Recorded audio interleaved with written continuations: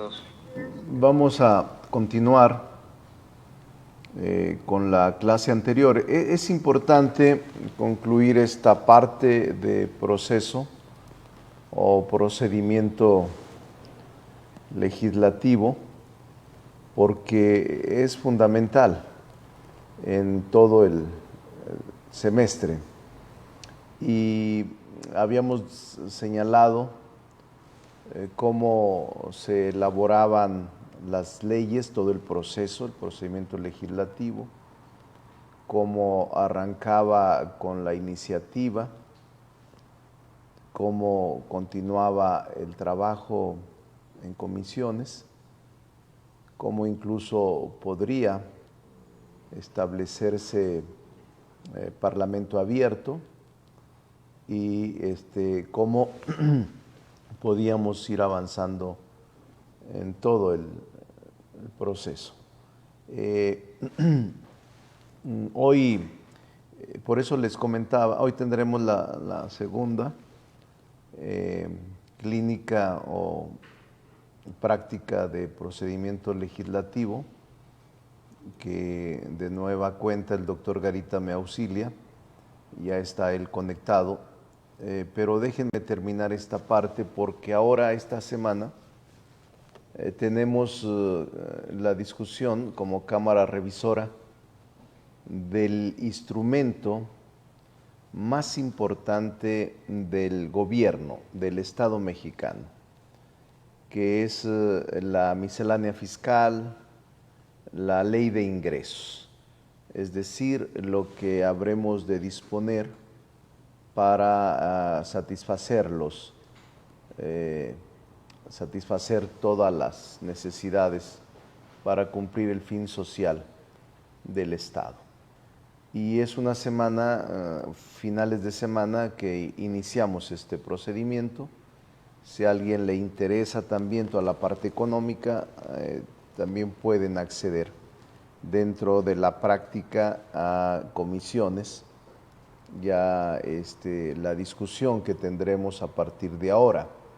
Hoy estarán funcionarios de Hacienda para deliberar sobre los alcances de este instrumento económico, de este paquete económico que cada año se aprueba y que tenemos como fecha límite el día último de octubre. Por eso quiero también expresar toda mi solidaridad a la UNAM. Yo soy egresado de la UNAM, aquí realicé especialidad, maestría y doctorado, y en aquella época veníamos de Zacatecas, de terminar la licenciatura, yo apenas tendría 21 años, y me becó la UNAM y la Universidad de Provincia Zacatecas, pero pagábamos por semestre, si mal no recuerdo, 200 pesos o 300 pesos, es decir, sin la UNAM no habríamos podido lograr acrecentar nuestros conocimientos y muchos alumnos que yo he tenido no habrían podido estudiar. A lo largo de mi carrera docente como maestro, me he topado con maestros extraordinarios, con gran sensibilidad y sentido social. Y me he topado también, me he encontrado alumnos brillantes. He tenido alumnos brillantes que me alegra haber sido parte de su formación jurídica. Por eso me parece que es importante decir que la UNAM mantiene su carácter plural y mantiene su carácter universal como institución de prestigio, de un gran humanismo.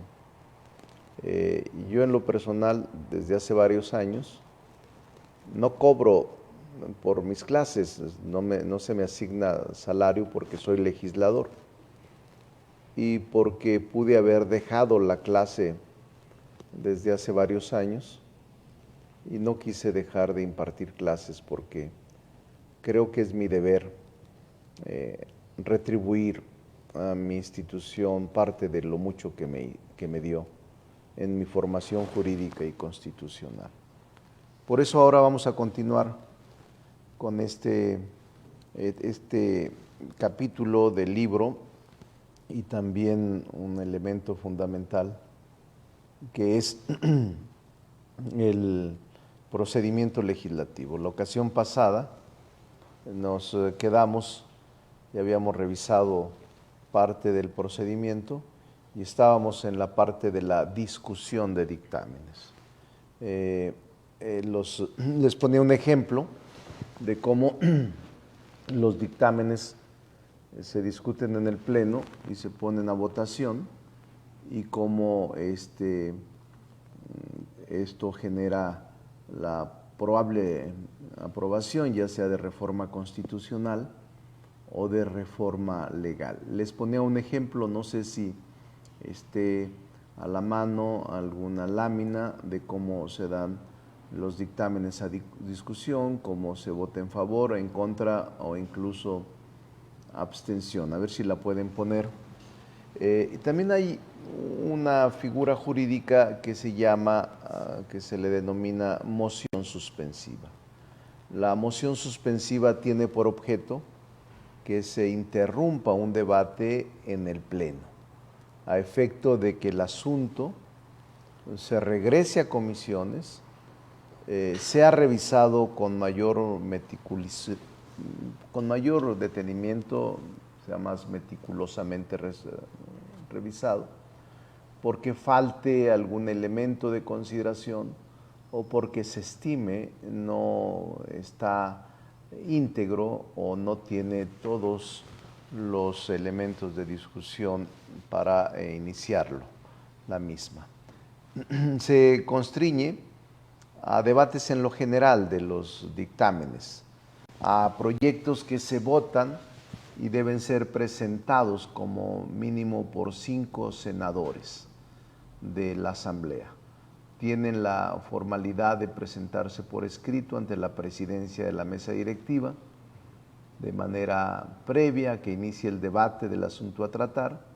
Iniciado el mismo, es posible su presentación, pero en este caso se debe realizar de viva voz, exponiendo los hechos y razones que motivan la moción suspensiva. La moción puede desecharse o admitirse. En este último caso se genera una lista de oradores, 2 en contra, 2 en pro. Son mecanismos de tipo protocolario que el reglamento y la ley orgánica establecen, pero que son fundamentales porque se presentan de manera cotidiana en la discusión de leyes. La moción suspensiva es muy socorrida como recurso político y como incluso táctica de dilación para no entrarle al fondo del debate, pero pues es normal que lo usen legisladores y grupos parlamentarios cuando no se está en favor de alguna ley que se esté discutiendo o de alguna modificación que se esté procesando. Es una moción, esta figura jurídica debe de resolverse en la misma sesión y solo se puede admitir una moción suspensiva sobre un mismo asunto. ¿Por qué esto se modificó recientemente? Porque anteriormente no había límite de mociones suspensivas que se pudieran presentar. En muchas ocasiones, yo fui testigo en algunas de ellas, se presentaban interminablemente mociones suspensivas para no entrar al debate y a la discusión de la ley o de la reforma que se estaba planteando. Eso sucedía como una estrategia del grupo parlamentario o de la oposición para suspender en los hechos la discusión y para volver interminable una moción suspensiva que nunca se resolvía una y se volvía a presentar otra de la misma manera. Ahora hay precisamente eso, hay una limitante, una sola moción suspensiva. Les voy a los elementos. ¿Cuáles son los elementos básicos de la moción suspensiva? Ya lo dije, puede ser por escrito y puede ser a viva voz. Es el título, el fundamento jurídico, los antecedentes, las consideraciones, los petitorios y el nombre y firma del autor.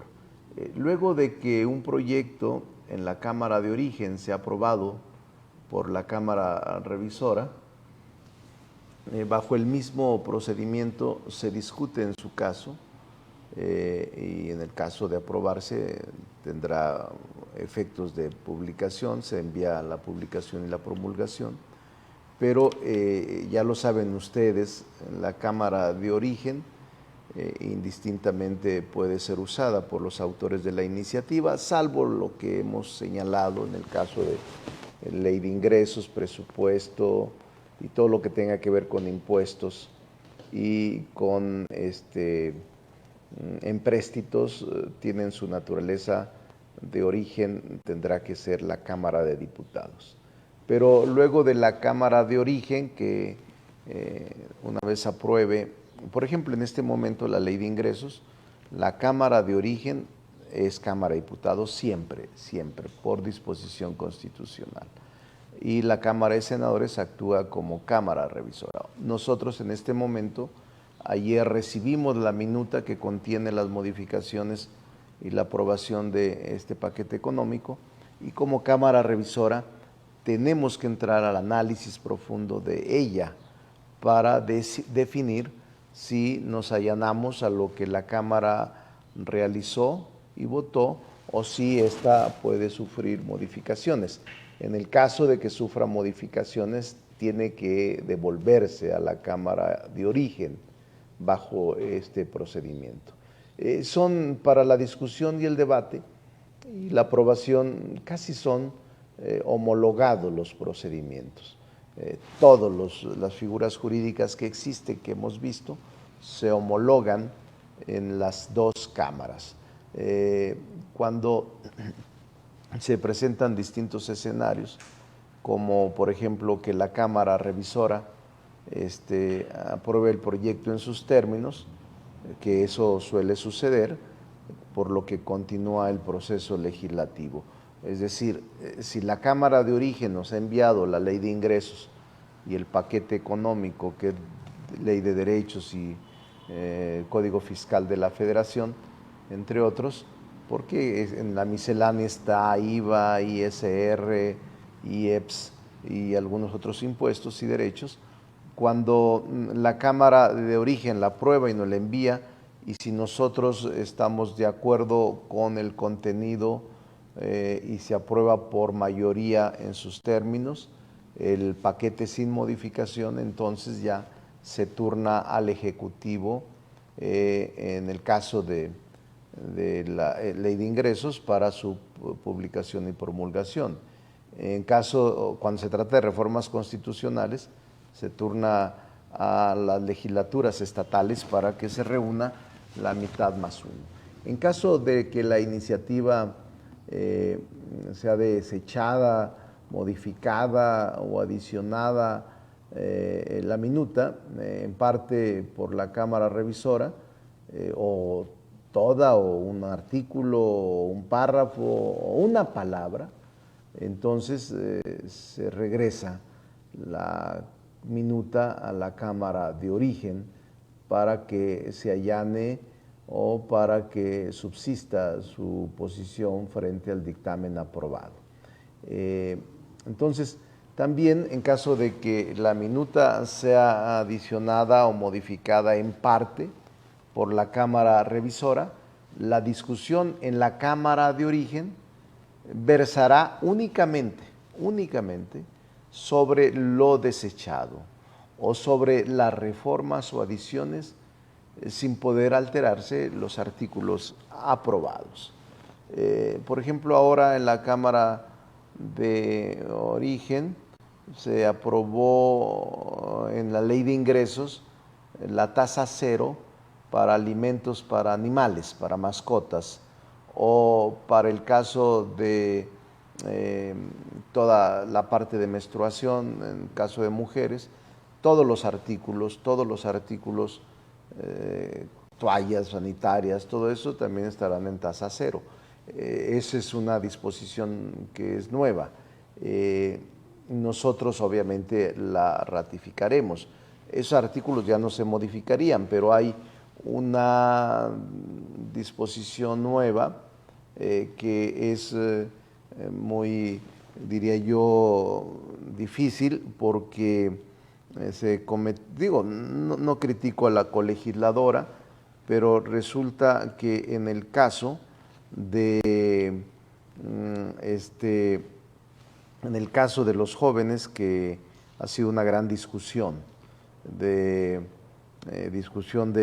además seria desde el punto de vista doctrinario, hay una disposición en la ley del impuesto sobre la renta, digo nada más por ejemplo, en donde se modifica un artículo, el último párrafo de un artículo de esta ley, creo que es el 151, para eliminar la excepción contenida en una frase en este párrafo que permite a las personas físicas deducir la totalidad de donativos. Es un tema que tenemos que ver con mucho cuidado, pero en el caso de los jóvenes hay una problemática con la aprobación en los diputados. Dice ahí en un párrafo, les pongo como ejemplo esto, para hacerlo muy práctico. Señala que las personas sin actividad económica no adquirirán la obligación de presentar declaraciones o pagar contribuciones. Es decir, hay una gran discusión porque hay una obligatoriedad con sanción, aunque ya se eliminó la sanción, de que los jóvenes, una vez que adquieran 18 años, deben inscribirse en el registro federal del contribuyente.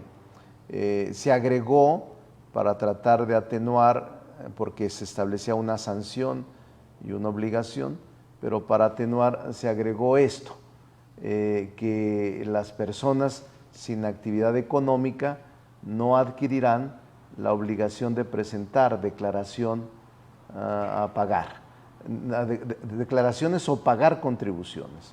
Fíjense bien lo que dice, no presentarán declaraciones o pagar contribuciones.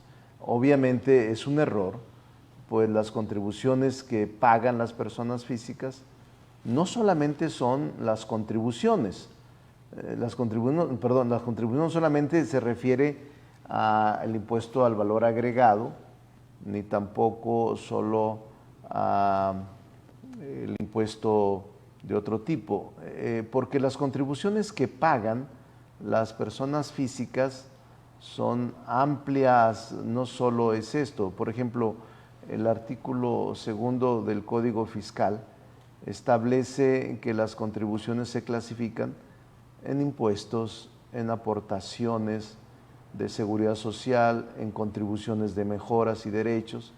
De esa forma, por ejemplo, una persona sin actividad económica, pues podría decir, no pago el IVA, no pago los servicios provocados por derechos.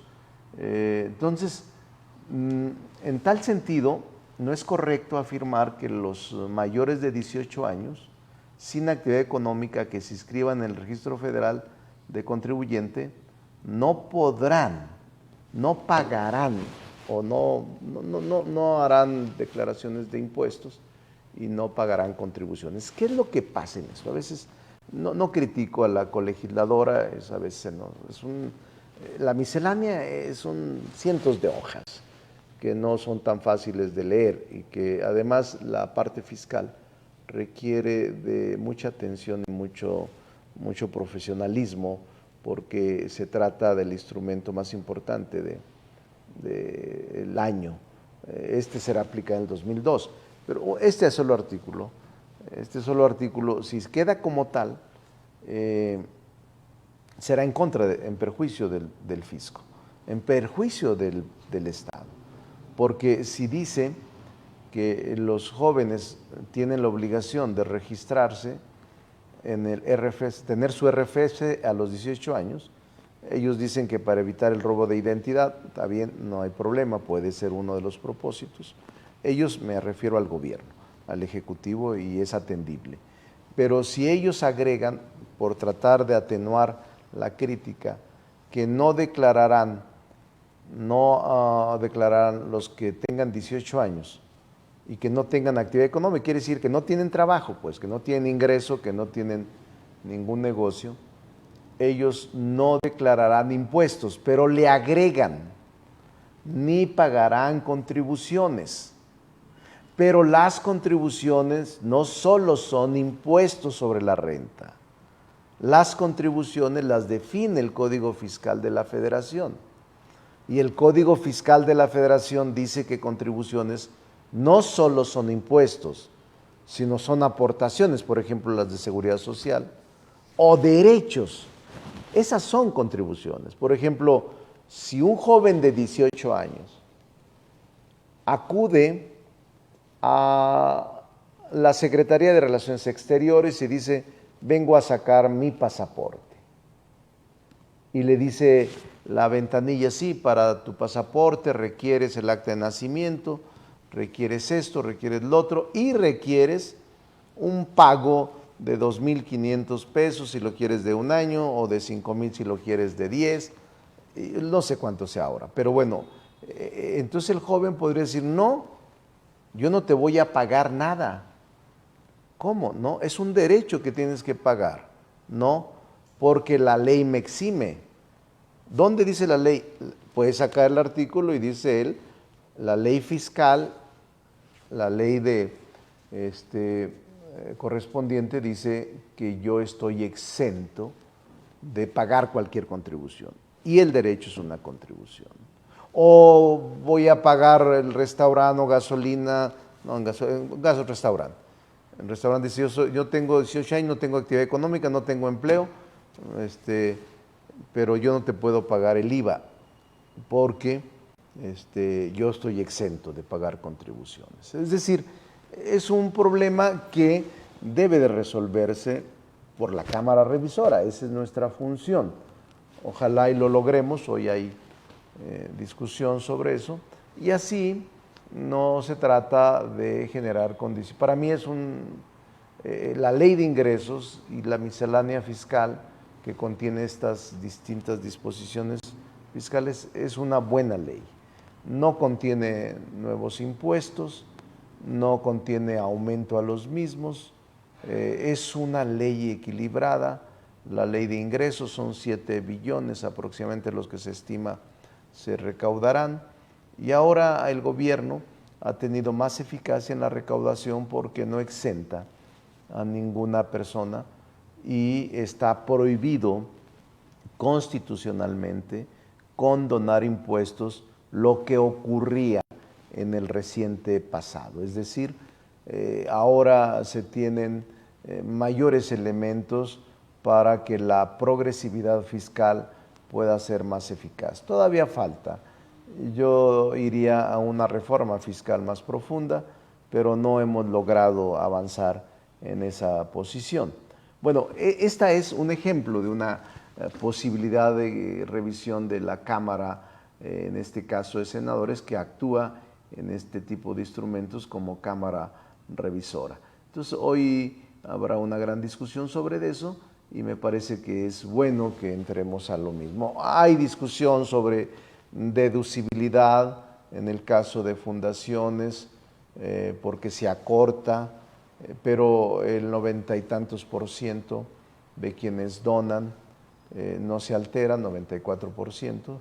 Hoy lo que vamos a discutir, o el tema de los productores, ejidatarios y todos los que se dedican a la actividad primaria, o bien otros temas que están contenidos en los transitorios. La idea es discutir, deliberar y intentar tener un buen instrumento económico y financiero. Nosotros vamos a respaldar todo el propósito que el Ejecutivo tiene en generar condiciones de mayor recaudación y de ampliar la base de contribuyentes, que es fundamental para el país. México es uno de los países que recauda menos y que tiene una situación fiscal muy debilitada por los años y que ahora se intenta corregir. Entonces, así están. Ahora, cuando hay una modificación, se tiene que regresar a la Cámara de Origen solo el artículo o solo el fragmento o solo la disposición para aclararse. Pero vamos a ver cómo se discute el día de ahora. Habrá una discusión seguramente álgida, normal. Yo no me preocupa la discusión fuerte en las cámaras. Es parte de lo que estamos viviendo y es parte de lo que se está señalando como proceso de transición política que vive el país. Una vez ya resuelto, se regresa y la Cámara de Origen decide si se allana o no a esta situación. Ya saben, la votación y la aprobación en la Cámara de Diputados, la aprobación de reformas constitucionales requiere la aprobación de la mayoría calificada, lo hemos insistido, 2/3 partes de los legisladores presentes en el pleno de cada Cámara y que posteriormente estas sean aprobadas por la mayoría de las legislaturas locales. Es decir, si estuvieran todos serían 334, en la Cámara de Diputados de 500, la mayoría calificada, y en la Cámara de Senadores de 128-86, y de las legislaturas de las entidades federativas, 17 de 32. Por ejemplo, no sé si hay unos ejemplos en la lámina para que los pongan. La reforma constitucional en materia de extinción de dominio, hace recientemente, el 14 de marzo del 2019 se publicó, tuvo todo ese proceso, o la de la Guardia Nacional, o la de la reforma constitucional en materia de bienestar, o otras, esas tres que fueron publicadas en el 19 y en el 20, a ver si tenemos ahí la gráfica, y para que la pongan, y la aprobación de la legislación ordinaria, ustedes lo saben, basta mayoría simple. Por ejemplo, en ley de ingresos y toda la miscelánea fiscal, basta mayoría simple. Con la mayoría simple se allana, se aprueba y se ratifica, pero creo que es una buena ley de ingresos y es una buena miscelánea fiscal la que ahora se está planteando para que el Estado mexicano pueda cumplir con sus fines. Las votaciones de ley o decreto siempre son nominales, siempre. No son a mano alzada, siempre son nominales y hay tableros para registrar el nombre y el voto de cada senador o cada senadora. Una vez aprobado el proyecto de ley o decreto por ambas cámaras y firmadas por su presidente, se comunica al Ejecutivo. En otras palabras, si el presidente de la República está de acuerdo con el proyecto, lo deberá sancionar y ordenar su promulgación.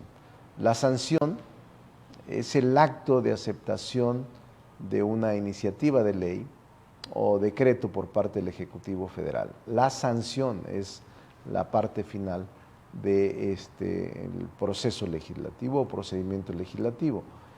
También el Ejecutivo puede expresar su inconformidad y formular objeciones al proyecto, es decir, puede ejercer su derecho al veto. El presidente o el Ejecutivo tiene 30 días naturales para hacer observaciones al proyecto y remitirlas a la Cámara de su origen. De no hacerlo, se reputará aprobado. Vencido este plazo, el Ejecutivo dispondrá de 10 días naturales para promulgar y publicar la ley o decreto. Transcurrido este segundo plazo, la ley o decreto será considerado promulgado y el presidente de la Cámara de Origen ordenará dentro de otros 10 días naturales siguientes su publicación, sin que se requiera refrendo. Esto es muy importante. Cuando se vence el plazo y el Ejecutivo no promulgue la ley, entonces se da otro plazo de 10 días y el presidente de la Cámara puede ordenar su publicación y su promulgación. Los plazos a que se refiere esta fracción no se interrumpen si el Congreso cierra o suspende sus sesiones, en cuyo caso la devolución debe hacerse a la Cámara a la comisión permanente, que esté en receso el Congreso. El proyecto de ley o decreto que se deseche en todo o en parte por el Ejecutivo será devuelto con sus observaciones a la Cámara de su origen. Deberá ser discutido de nuevo por esta, y si fuese confirmado por las 2/3 partes del número total de votos, pasará otra vez a la Cámara Revisora. Si fuera sancionado por la misma mayoría, el proyecto será ley o decreto y volverá al Ejecutivo solo para su promulgación. En caso de no ejercer el veto presidencial, el proceso continúa con su promulgación y su publicación. El veto presidencial, como ustedes lo saben, es la facultad del presidente de la República para oponerse a promulgar en sus términos una ley aprobada por las cámaras del Congreso de la Unión. Hay veto total cuando rechaza completamente una ley y la devuelve a la Cámara de origen, y hay veto parcial cuando modifica o propone modificar párrafos o artículos o palabras. En este caso, el Ejecutivo Federal también la regresa a la Cámara de origen. Hay un llamado veto de bolsillo, así se le llama comúnmente, y es aquel que permite a un presidente negarse a firmar una ley para su publicación. Se llama veto de bolsillo. Simplemente no la firmo. Hay ejemplos de este tipo de veto. Por ejemplo, en la Ley General de Víctimas, el Congreso aprobó todo de manera casi unánime y el presidente en aquel momento se rehusó a promulgarlo, por la cual el presidente del Senado tuvo que ordenar que se promulgara 10 días después. En dos ejemplos, la Ley General de Víctimas y en la última, la más reciente, la Ley Federal de Remuneración de los Servidores Públicos, en donde, entrando este gobierno, se inició la vigencia después de aprobada, en el artículo 72 creo que fue, y la Ley de Remuneración de Servidores Públicos. El Senado, que era Cámara de origen, se enfrentó a esta situación que el presidente no quiso firmar, es el veto de bolsillo, no quiso firmar la Ley Federal de Remuneración de los Servidores Públicos y por tanto no se publicó ni se promulgó. Entonces ahí es la Cámara la que ordena a la Secretaría de Gobernación se lleve a cabo la publicación 10 días después de que esto ocurra. En México la legislación no alude explícitamente al término veto, sino a la de observación del Ejecutivo a los proyectos de ley o decreto que el Congreso le envíe para su promulgación. Para hacer observaciones, el veto presidencial también tiene sus excepciones. No puede ser invocado para hacer observaciones a las resoluciones del Congreso de la Unión o de sus cámaras. Esto no lo puede hacer. Cualquier resolución que tenga interna de reglamento, de ley orgánica o de circulares, de acuerdos, no puede hacer veto, no puede vetar, no puede hacer observaciones el Ejecutivo, dado que se trata de un cuerpo autónomo, distinto al del Ejecutivo. Tampoco cuando la Cámara de Diputados realice algún pronunciamiento para que se acuse a algún funcionario, en el caso de juicios políticos y declaratoria de procedencia, tampoco puede el Ejecutivo hacer un pronunciamiento o invocar vetos o observaciones. Y en el caso de decreto de convocatoria a sesiones extraordinarias que expida la Comisión Permanente, tampoco puede el presidente vetar o hacer observaciones. La promulgación y publicación, que es la parte final, consiste en una declaración solemne mediante la cual se formaliza la incorporación de la ley de manera definitiva al ordenamiento jurídico y se debe de hacer conforme a la fórmula que prevé el artículo 70 y los apartados A y B del artículo 72 de la Constitución. Las leyes o decretos se comunican al Ejecutivo y se firman con los presidentes de ambas cámaras, por el secretario de cada una de estas y se promulga con términos sacramentales o términos protocolarios.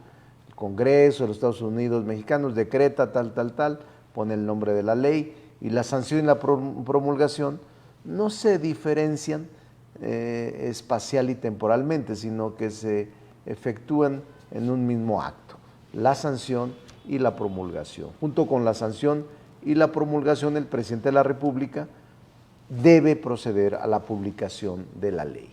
La promulgación en el derecho mexicano incluye la obligación de publicar la ley como medio de que se vale el poder para generar esta nueva ley y surta efectos de notificación y de publicación a todos los ciudadanos. La publicación de las leyes se realiza en el Diario Oficial de la Federación, que es el órgano oficial del Estado. El inicio de la vigencia en la fase última del proceso legislativo, después de la publicación, viene la vigencia, y en la doctrina hay dos periodos, cuando se inicia de inmediato y hay otro denominado la vocatio legis, que ustedes ya lo saben, que es el periodo de tiempo que va a partir de la publicación de una ley hasta que adquiere obligatoriedad o que se aplica. La razón de este plazo responde a que quienes deben cumplir la ley deben enterarse de su contenido y obedecerla consecuentemente. Transcurrido este plazo de vocatio legis, es obligatorio para todos los que se encuentran en su hipótesis normativa. Generalmente, al promulgarse la ley, se señala el inicio de su vigencia, que necesariamente tiene que ser después de ser publicada. Recuerden, hace unos días, ahora en la discusión de la Cámara de Diputados, en la miscelánea fiscal, una diputada propuso que una reforma tuviese un año de tiempo para su aplicación. Eso es la vocatio legis. Por cierto, no fue aceptada y hubo ahí una trifulca legislativa normal. Y digo normal porque he vivido muchas. Para mí es parte de la pasión y el entusiasmo que uno siempre le imprime a sus criterios y a sus principios. Respecto de la vocatio legis, el artículo 3 del Código Civil Federal se aplica supletoriamente cuando, por definición de técnica legislativa, no se establece el inicio de vigencia en el decreto correspondiente. Dicha disposición establece que las leyes, reglamentos o circulares o cualquier otra disposición de observancia general obligan y surten sus efectos 3 días después de su publicación en el periódico oficial o en los lugares distintos del que se publique el periódico oficial, para que las leyes, reglamentos se reputen publicadas y sean obligatorias. Se necesita que, además del plazo que fija de 3 días, el párrafo que les comenté, la frase que les dije hace un rato, transcurre un día más por cada 40 kilómetros de distancia o fracción que excede la mitad. Actualmente esta disposición, ustedes lo saben, resulta obsoleta gracias al avance en materia de comunicación y de tecnología de la información. Entonces, ahora hay una fase postlegislativa, que es la adecuación entre la norma y la realidad y los mecanismos de mejoramiento de postlegislativos. Es decir, la adecuación entre la norma y la realidad es el perfeccionamiento del orden jurídico, que no es una cuestión que se agote con la actividad legislativa. Muchas veces los cambios en nuestra realidad social son tan rápidos que requieren de un rápido también perfeccionamiento sobre lo que el legislador realizó recientemente. En una nueva legislación se ha innovado el introducir normas transitorias que garanticen la constante actualización de las reformas que son aprobadas en el Congreso. Además de ellas, ha sido también muy normal ahora que se legisle prácticamente de manera permanente para mi forma de ver irregularmente en los transitorios. Bueno, yo creo que aquí terminamos esta parte del proceso, que lo estoy haciendo muy rápido porque nos quedan, voy atrasado en el calendario, me faltan muchas tareas que dejarles. Y ahora tenemos el segundo, la segunda clínica de Derecho Legislativo, de Proceso Legislativo. Y después vamos a ver un tema clave que es el control parlamentario del Congreso de la Unión, la clase próxima. Ojalá y la podamos hacer, no sé si se puede ahora sí, aquí en el Senado. El santo les dice, para que puedan ustedes prever su tiempo y que nos veamos en el Senado de la República la próxima clase. Le voy a pedir al doctor Garita, que ya está conectado, proceda para que lleve a cabo el segundo, la segunda clínica de proceso legislativo. Creo que ya tienen la tarea de la iniciativa. Entonces va a